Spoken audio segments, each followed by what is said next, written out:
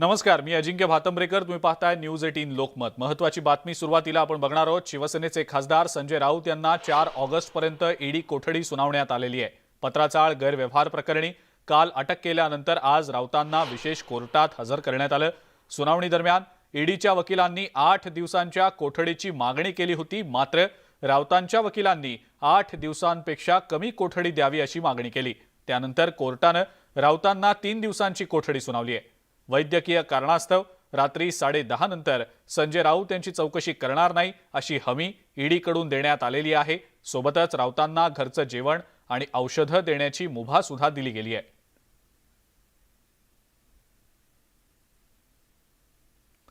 कोर्टात ईडीनं जो युक्तिवाद केला, काय नेमका होता, कोणकोणत्या मुद्द्यांवरचा होता, पाहूया. प्रवीण राऊत हे फक्त नावालाच होते. सगळे व्यवहार हे संजय राऊतच करत होते. राऊतांच्या सांगण्यावरूनच सगळे व्यवहार झाले. पत्राचाळ गैरव्यवहार हा संजय राऊतांमुळे झाल्याचा युक्तिवाद कोर्टात ईडीनं केलाय. राऊतांना 3 वेळेला समन्स बजावलं गेलं, पण ते एकदाच चौकशीसाठी हजर झाले. 1 कोटी रुपये राऊतांच्या खात्यात टाकण्यात आले. प्रवीण राऊतांनी हे खात्यात त्यांच्या पैसे टाकले. वर्षा आणि संजय राऊतांच्या खात्यात हे पैसे टाकण्यात आले. ईडीनं 8 दिवसांची संजय राऊत यांच्यासाठी कोठडी मागितलेली होती. साक्षीदारांची दिशाभूल करण्याचा प्रयत्न केला गेल्याचं कोर्टात ईडीनं म्हटलंय. सोबतच संजय राऊत तपासाला सहकार्य करत नसल्याचा युक्तिवाद सुद्धा ईडीनं कोर्टात केलाय. दुसरीकडे संजय राऊत यांच्या वकिलांनी सुद्धा कोर्टात युक्तिवाद केला. त्यांच्या युक्तिवादामध्ये नेमके कोणकोणते मुद्दे होते, पाहूया.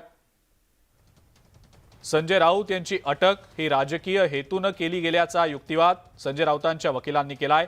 प्रवीण राऊत याला अटक करून काही महिने झालेले आहेत. स्वप्ना पाटकरशी काही कारणानं वाद झाले. वर्षा आणि संजय राऊत यांच्या खात्यात पैसे आले, पण कायदेशीर मार्गाने हे पैसे कमावले गेलेले होते. त्यामुळे ईडी कोठडी देण्याचा प्रश्नच उद्भवत नाही. कायदेशीर मार्गाने पैसे कमावलेले होते, त्यामुळे गैरव्यवहाराचे पैसे असते तर ते बँकेनं घेतले असते का, असा प्रश्न राऊतांच्या वकिलांनी उपस्थित केला. प्रवीण राऊत हे एक व्यावसायिक आहेत. राऊत तपास यंत्रणांना सहकार्यही करतायत. संजय राऊत यांना घरचं जेवण दिलं जावं. राऊत तपास यंत्रणांना सहकार्य करतायत याचा पुनरुच्चार करण्यात आला. रोख रकमेचा जो व्यवहार आहे तो जुना आहे, त्यामुळे त्याचा तपास आता का होतोय, असा सुद्धा प्रश्न युक्तिवादाच्या दरम्यान संजय राऊतांच्या वकिलांनी व्यक्त केला. संजय राऊत यांचे भाऊ सुनील राऊत यांनी या सगळ्या सुनावणीनंतर नेमकं काय म्हटलंय, पाहूया. पूर्ण राजकीय हेतूने ही कारवाई आहे, ही पॉलिटिकल आहे. माननीय पक्षप्रमुख उद्धवसाहेब ठाकरे यांना कुठेतरी कमजोर करायचं आहे, म्हणून संजय राऊतांना आत टाकून त्यांची शक्ती ताकद उद्धवजींची कमी करायची आहे.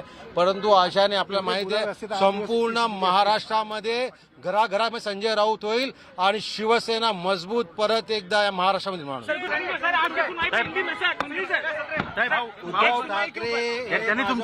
उद्धव साहेब ठाकरे माझं कुटुंब आहे, माझे प्रमुख आहेत, शिवसैनिकांचे प्रमुख आहेत. त्यामुळे उद्धवजींनी माझ्या घरी जी भेट घेतलेली आहे ही कौटुंबिक भेट आहे. त्यांनी दिलासा दिला की आम्ही सगळे तुमच्या बरोबर आहोत. आम्ही पूर्ण पक्षप्रमुख उद्धव साहेब ठाकरे आम्ही सगळे तुमच्या राऊत कुटुंबाबरोबर आहोत, एवढं त्यांनी आम्हाला दिलासा दिला. शिवसेनेचे खासदार अरविंद सावंत यांनी या संदर्भात नेमकी काय प्रतिक्रिया दिली आहे ते देखील पाहूया. संजय राऊत साहेब हार्ट पेशंट आहेत, आपल्या सगळ्यांना कल्पना आहे. पण ते जे तीक्ष्ण भाषेत बोलतात त्यामुळे अनेक जण घायल होत असतात आणि त्यांना असं वाटतं की शिवसेनेचा आवाज बंद करायचा असेल त्यांना इकडे कस्टडीत टाकलं पाहिजे. चौकशी करायला कोण येतं, त्यांनी स्वतः अगोदर पण ते गेले होते ईडीच्या कार्यालयात, पहिल्यांदा नाही म्हणत नाही, ते गेले होते. वैदी साहेब त्यांच्या पत्नी सुद्धा तिथे कोर्टात जाऊन आल्या होत्या. त्यांनी फक्त एवढं म्हटलं 7 ऑगस्ट नंतर मला तारीख द्या. पण जाणीवपूर्वक कालचा मुहूर्त शोधला, कारण राज्यपालांनी जे वक्तव्य केलंय त्यामुळे पुऱ्या महाराष्ट्रामध्ये असंतोष आहे, मराठी माणसांमध्ये असंतोष आहे. शिवसेनेचे खासदार संजय राऊत यांच्या घरातनं ईडीनं 11 लाख रुपयांची रोकड जप्त केली. त्यापैकी 10 लाख रुपयांची रोकड असलेल्या पाकिटांवर एकनाथ शिंदे अयोध्या दौरा असा उल्लेख असल्याचं आढळून आलेलं आहे. त्यामुळे आता एका नव्या चर्चेला तोंड फुटलंय. ती 11 लाखांची रोकड कुणाची? संजय राऊतांच्या घरात सापडली रोकड. रकमेवरील त्या उल्लेखामुळे चर्चा. ईडीकडून ती रक्कम जप्त.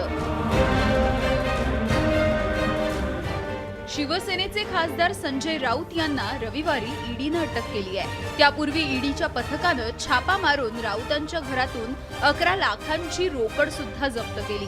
मात्र त्या रकमेवरून आता नव्या चर्चेला तोंड फुटलंय. ईडीने संजय राऊत यांच्या घरातून जप्त केलेल्या 11 लाखांच्या रकमेपैकी 10 लाख रुपयांची रोकड असलेल्या पाकिटावर एकनाथ शिंदे अयोध्या दौरा असा उल्लेख असल्याचा आढळून आलाय. त्यामुळेच या रकमेशी मुख्यमंत्री एकनाथ शिंदे यांचा काही संबंध आहे का याविषयीची चर्चा सुरू झाली आहे. खरं तर जून महिन्यात युवा सेना प्रमुख आदित्य ठाकरे अयोध्या दौऱ्यावर गेले होते. विशेष म्हणजे त्या दौऱ्यात एकनाथ शिंदे आणि संजय राऊतही सहभागी झाले. त्या पार्श्वभूमीवर राऊतांच्या घरात सापडलेल्या 10 लाखांच्या रकमेला महत्त्व प्राप्त झालंय. दरम्यान संजय राऊत यांचे बंधू आमदार सुनील राऊत यांनी या रकमेविषयी खुलासाही केलाय. ही जी कॅश सापडली त्याच्यावरती ज्यांनी ताबा घेतला त्यावेळी लिहिलं होतं त्या कॅशवरती अयोध्या आणि एकनाथ शिंदे. म्हणजे त्याच्यामध्ये ज्यावेळी अयोध्येला हे लोक गेले काही कॉन्ट्रीब्युशन होतं. हे जे पैसे आहे आणि ते पार्टीचे पक्षाचे पैसे ते पार्टीला जमा होणार होते. संजय राऊतांच्या घरात सापडलेल्या 10 लाखांच्या रकमेवर मुख्यमंत्री एकनाथ शिंदे यांच्या नावाचा उल्लेख आढळून आल्यामुळे राजकीय वर्तुळात चर्चेला आता उधाण आलंय. आम्ही अयोध्येला तर जात होतो ना, गेलोच होतो ना. अयोध्या आमचा एक श्रद्धेचा विषय आहे, भावनेचा विषय आहे. पैशांच्या बदलावरती तुमचं नाव आहे एकनाथ शिंदे आणि माहित नाही त्याची. अयोध्या. पण काय कल्पना? आता ते माहित नाही, त्याची माहिती घ्यायला. रविवारी ईडीच्या पथकानं संजय राऊतांच्या निवासस्थानी छापा घातला. तब्बल 9 तासांच्या चौकशीनंतर ईडीनं संजय राऊतांना अटक केली. त्यांच्या घरातून काही कागदपत्र ईडीनं सोबत सुद्धा नेली आहेत.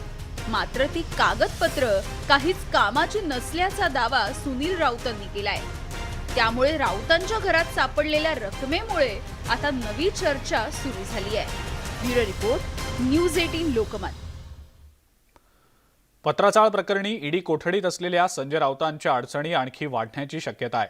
कारण बाळकडू चित्रपटाच्या निर्मात्या स्वप्ना पाटकर यांना धमकावल्याप्रकरणी राऊतांच्या विरोधात आता दखलपात्र गुन्हा दाखल झालाय. त्यामुळे राऊत ईडीच्या कोठडीतनं सुटल्यानंतर पुन्हा पाटकर प्रकरणात अडकणार का अशी जोरदार चर्चा आता सुरू झाली आहे.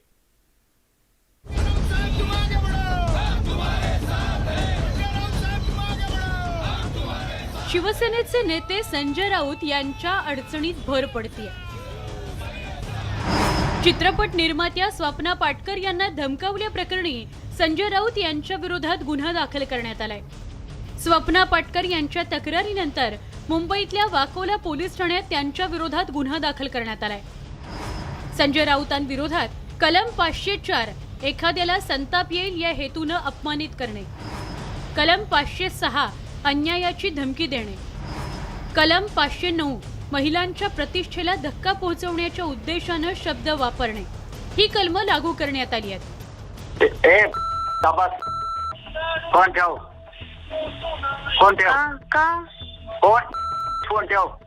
असं का करायचं नाही. हाऊ कॅन फॉरगेट मला शिकवते का तू? संजय राऊत यांनी स्वप्ना पाटकर यांना दिलेल्या धमकीचा कथित ऑडिओ काही दिवसांपूर्वीच व्हायरल झाला होता. रेकॉर्ड कर आणि पोलिसात घेऊन जा. तुला दादीला जा. आय एम नॉट यू ना. तो बोलतो मला माझी कॉलर पकडे लायकी आहे का तुझी? आहे. एकंदरीतच स्वप्ना पाटकर यांनी राऊतांवर धमकावणे, अपमानित करणे आणि विनयभंग करण्याच्या हेतूने शब्दांचा वापर करणे असे अनेक गंभीर आरोप केले आहेत. या प्रकरणी वाकोला पोलीस ठाण्यात राऊतांविरोधात दखलपात्र गुन्हाही दाखल करण्यात आलाय. त्यामुळे संजय राऊत ईडी कोठडीतून सुटले तरी त्यांच्या मागील कारवाईचं सत्र सुरूच राहण्याची शक्यता आहे. Bureau report, news 18 Lokmat. शिवसेनेचे खासदार संजय राऊत यांना ईडीनं अटक केली आणि त्यानंतर आज उद्धव ठाकरे यांनी पत्रकार परिषद घेत वेगवेगळ्या मुद्द्यांवर भाष्य केलंय. यावेळेला त्यांनी भाजपावर निशाणा साधला. दिवस फिरले की तुमचं काय होईल याचा विचार भाजपनं करावा असा इशारा उद्धव ठाकरेंनी दिलाय. शिवसेना संपवून दाखवण्याचा प्रयत्न करून तरी पहा असं म्हणत भाजपकडून प्रादेशिक पक्षांना चिरडून टाकण्याचे प्रयत्न सुरू असल्याचंही उद्धव ठाकरे म्हणाले. संजय राऊत बद्दल मला नक्कीच अभिमान आहे. संजय माझा जुना मित्र आहे. आत्ताच मी त्याच्या कुटुंबियांची भेट घेऊन आलो. आई, वहिनी, त्या दोन्ही मुली. काय गुन्हा काय संजयचा? गुन्हा काय? पत्रकार आहे, शिवसैनिक आहे, निर्भीड आहे आणि जे पटत नाही तोच बोलतोय. आणि ज्या पद्धतीने त्याला अटक केलेली आहे त्याचं एक वाक्य चांगलं आहे, मरण आलं तरी परवा नाही पण मी शरण जाणार नाही. हे फार महत्वाचं वाक्य आहे. जे शरण तिकडे गेलेत, मी असं म्हणेन की हमाममध्ये गेलेले आहेत, आंघोळीला गेलेले आहेत आणि जोपर्यंत सत्तेचा फेस त्यांच्या शरीराभोवती आहे तोपर्यंत आमच्यावरती ते टीका करू शकतात. तो फेस गेल्यानंतर त्यांच्या परिस्थितीची त्यांना जाणीव होईल. सत्तेचा फेस एकदा का उतरला की ते काय आहेत हे लोकांसमोर येईल. जसं नितीन गडकरी म्हणाले तसं आता वाटायला लागलेलं आहे. राजकारण सोडण्याचा मुद्दा नाही आहे, पण राजकारण आता घृणास्पद व्हायला लागलेलं आहे. घृणा वाटायला लागलेली आहे या राजकारण्यांची. एक दिलदारपणा पाहिजे. तुम्हाला इतर पक्ष संपवायची जर का हौस असेल तर तुम्ही जनतेसमोर जा. जसे तुमचे काही विचार इतरांना विचार नाही आहेत तर तुमचं काम सोपं असायला पाहिजे. तुम्ही तुमचे विचार मांडा. ज्यांच्याकडे विचार असतील किंवा नसतील ते त्यांचे मुद्दे मांडतील आणि जो काही निर्णय आहे तो जनतेला घेता येईल, जे आजपर्यंत करत आले. महाविकास आघाडी सरकार स्थापन झाल्यापासून ईडीनं राष्ट्रवादी आणि शिवसेना या दोन पक्षांच्या 3 बड्या नेत्यांना अटक केली आहे. 100 कोटींच्या खंडणी प्रकरणात तत्कालीन गृहमंत्री अनिल देशमुख यांना अटक करण्यात आलेली होती. त्यानंतर कुर्ल्यातल्या जमीन व्यवहारामध्ये थेट दाऊदची संबंध जोडत तत्कालीन मंत्री नवाब मलिक यांनाही ईडीकडून अटक करण्यात आली. अनिल देशमुख आणि नवाब मलिक गेल्या काही महिन्यांपासून तुरुंगातच आहेत. त्यांना जामीनही मिळालेला नाही. अशातच आता शिवसेनेचा आवाज म्हणून ओळख असलेल्या संजय राऊतांना सुद्धा ईडी कोठडी सुनावण्यात आलेली आहे.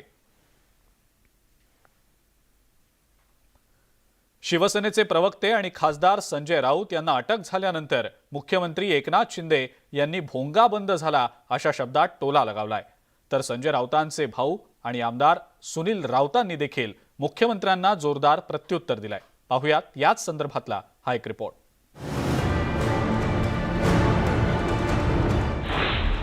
संजय राऊतांना ईडीकडून अटक.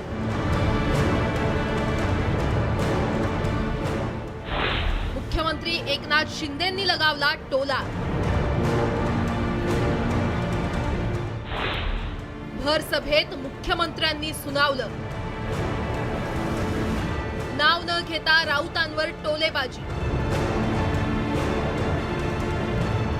औरंगाबादमध्ये जनसंपर्क कार्यालयाच्या उद्घाटनादरम्यान उपस्थितांना संबोधित करताना एकनाथ शिंदे यांनी भोंगा नीट करा रे असं सांगताना अप्रत्यक्षपणे संजय राऊतांवर टीका केली आहे. एकनाथ शिंदे औरंगाबादमध्ये जनसंपर्क कार्यालयाच्या उद्घाटनासाठी पोहोचले होते. यावेळी समर्थकांनी मोठ्या प्रमाणात गर्दी केली होती. यावेळी बोलताना एकनाथ शिंदे यांनी अशी सूचना करताना एक भोंगा तिकडे आत गेला असा टोला लगावला. यानंतर त्यांनी उपस्थितांना आवाज येतोय का अशी विचारणा देखील केली. उपस्थितांनी होकार देताच अरे आता येणारच ना, 8 वाजताचा भोंगा बंद झाला आहे असा अप्रत्यक्ष टोला देखील त्यांनी लगावला. अरे आता येणारच नाही, तो 8 वाजताचा भोंगा बंद झालाय. तर संजय राऊतांचे बंधू आमदार सुनील राऊत यांनी देखील मुख्यमंत्र्यांना सडेतोड प्रत्युत्तर दिलंय. सध्या राज्यात केंद्र विरुद्ध उद्धव ठाकरेंची शिवसेना यांच्यात चाललेलं राजकारण आता पुढे कोणत्या वळणावर जाऊन ठेपतं हे तर येणारा काळच ठरवेल. अरे आपण येतो काय? अरे आता येणारच नाही, तो 8 वाजताचा भोंगा बंद झालाय. Bureau report, news 18 Lokmat. देशातल्या कोणत्याही राष्ट्रीय पक्षात भाजपशी लढण्याची क्षमता राहिलेली नाही. आता देशामध्ये बाकी सगळे राजकीय पक्ष नष्ट होतील आणि फक्त भाजपच राहील. असा कोणताही राष्ट्रीय पक्ष या स्थितीत नाही जो भाजपला पराभूत करू शकेल, असं धक्कादायक विधान भाजपचे राष्ट्रीय अध्यक्ष जे.पी. नड्डा यांनी केलंय. जे.पी. नड्डा यांच्या या वक्तव्यावर उद्धव ठाकरेंनी प्रत्युत्तरही दिलंय. हम राजनीति को समझें. आज भारतीय जनता पार्टी के विरोध में लड़ने वाला कोई राष्ट्रीय पार्टी ही नहीं रह गई, कोई राष्ट्रीय स्तर की पार्टी नहीं रह गई, कोई विचार की पार्टी नहीं रह गई. शिवसेना जो अब समाप्ति की ओर हो गई, वो भी परिवार की पार्टी है. एनसीपी परिवार की पार्टी है. और मैं कई बार कहता हूं कि कांग्रेस पार्टी भी अब भाई बहन की पार्टी रह गई, बाकी कुछ नहीं.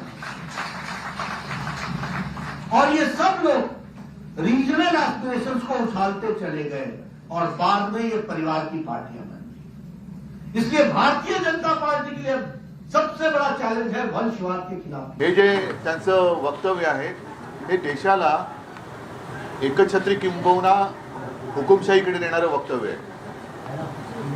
ओडिशा एक व्यक्तीचा पक्ष, तेलंगणा, तामिळनाडू, महाराष्ट्रात शिवसेना जी संपण्याच्या मार्गावर आहे ते त्यांनी प्रयत्न करूनच बघावा. राष्ट्रवादी कुटुंबाचा पक्ष, काँग्रेस पण भाऊ बहिणीचा पक्ष, भाजपाला वंशवादाच्या विरोधात लढायचे आहे. पहिलं भाजपचा वंश कुठून सुरू झाला हा पण एक महत्त्वाचा मुद्दा आहे, कारण तेच म्हणतात की इतर पक्षात काम केलेली लोक आपल्याकडे येत आहेत. मग इतर पक्षातले लोक जर त्यांच्याकडे येणार असेल तर भाजपचा वंश तरी नेमका कोणता आहे. JP नड्डांनी केलेल्या या वक्तव्यावर शिवसेना नेत्यांनी संतप्त प्रतिक्रिया दिल्या. पाहूया. ही लोकशाहीची चिन्ह नाही आहेत आणि ह्याच्यावर मी काही विधान करणार नाही. मला वाटतं माझ्यापेक्षा जी महाराष्ट्राची जनता आहे त्यांना आपण विचारलं पाहिजे की असं राजकारण आणि अशी लोकशाही आपल्याला पटणारी आहे का. म्हणून आज मी त्या विधानावर काही बोलणार नाहीये. माझ्यापेक्षा किंवा राजकीय नेत्यांपेक्षा आपण जनतेला विचारा, मतदारांना विचारा. आता JP नड्डा वगैरे ही माणसं ही स्वतःला फार शक्तिशाली समजणारी आज भाजप संपूर्ण देशव्यापी त्यांचा जो कार्यक्रम आहे तो त्या कार्यक्रमाच्या अंतर्गत बोलत आहेत. परंतु ही आज तरी लोकशाही या देशामध्ये आहे आणि लोक हे सगळे बघतायत. भाजपचे राष्ट्रीय अध्यक्ष JP नड्डा हे म्हटलेलं आहे की महाराष्ट्रात फक्त भाजपच राहील. त्याला म्हणा महाराष्ट्र देशात फक्त शिवसेना राहणार आता, बाकी नाही राहत. पाच 2024ला त्या ठिकाणी काय होतं और जनता लाटमध्ये काय झालं होतं, इमर्जन्सी कोणी लावली होती. मग इमर्जन्सी लावल्यानंतर मग काय झालं होतं, हे सगळे जेलमध्ये गेले होते ना आणि त्याचा फायदा त्यांना झाला आणि ते जनता लाटमध्ये आले निवडून. म्हणजे सांगायचा मुद्दा असा की आता हे यांचं काय सगळे काही यांचं स्वतःचं होणार आहे का. कोकणामध्ये शिवसंवाद यात्रेसाठी आलेल्या युवा सेनेचे अध्यक्ष आणि आमदार आदित्य ठाकरेंनी शिंदे गटावर जोरदार हल्लाबोल केलाय. राज्यामध्ये सध्या 2 लोकांचं जम्बो मंत्रिमंडळ आहे असा जोरदार टोला त्यांनी शिंदे सरकारला लगावला. भाजपला शिवसेनेला संपवायचं आहे, त्यांच्या या गटात आपल्यातले काही जण सामील झालेत अशी घणाघाती टीका आदित्य ठाकरेंनी केली आहे. सरकार स्थापन होऊन 1 महिना झाला तरी त्यांना अजून तिसरा माणूस निवडता आलेला नाही. सतत दिल्लीसमोर जाऊन झुकावं लागतंय असा टोलाही आदित्य ठाकरेंनी लगावला. विश्वासघातानं आलेलं सरकार जास्त काळ टिकणार नाही असंही आदित्य ठाकरे म्हणाले. ह्या नवीन जे काही तात्पुरतं बेकायदेशीर बेईमान गद्दार सरकार आहे त्यांनी स्थगिती दिली आहे. पण हे सगळं नाट्य हे 1-1.5 महिन्याचं आहे. तुम्ही आज लिहून घ्या, हे सरकार कोसळणार म्हणजे कोसळणारच. की जी आपली एकजूट आहे ती तोडायची, मराठी माणसाला वेगळं करायचं, शिवसेनेला फोडून टाकायचं, शिवसेनेला संपून टाकायचं, ठाकरे परिवार कमी करून टाकायचा. मी त्यांना एकच सांगतो, ठाकरे परिवार तुम्ही संपू शकत नाही, कारण माझा ठाकरे परिवार हा इथे उभा आहे. एक ब्रेकिंग न्यूज आपण बघणार आहोत. MPSCच्या विद्यार्थ्यांसाठी ही एक अतिशय महत्त्वाची आणि मोठी बातमी आहे. क्लास 1 आणि क्लास 2 साठी आता एकच पूर्वपरीक्षा असेल. ग्रुप B आणि C साठी सुद्धा एकच पूर्वपरीक्षा असेल. मुख्य परीक्षा मात्र वेगवेगळ्या होणार आहेत. 2023 पासून हा नवा बदल लागू होणार आहे. MPSCच्या विद्यार्थ्यांना दिलासा देणारी ही बातमी म्हणावी लागेल. क्लास 1 आणि क्लास 2 साठी एकच पूर्वपरीक्षा असणार आहे.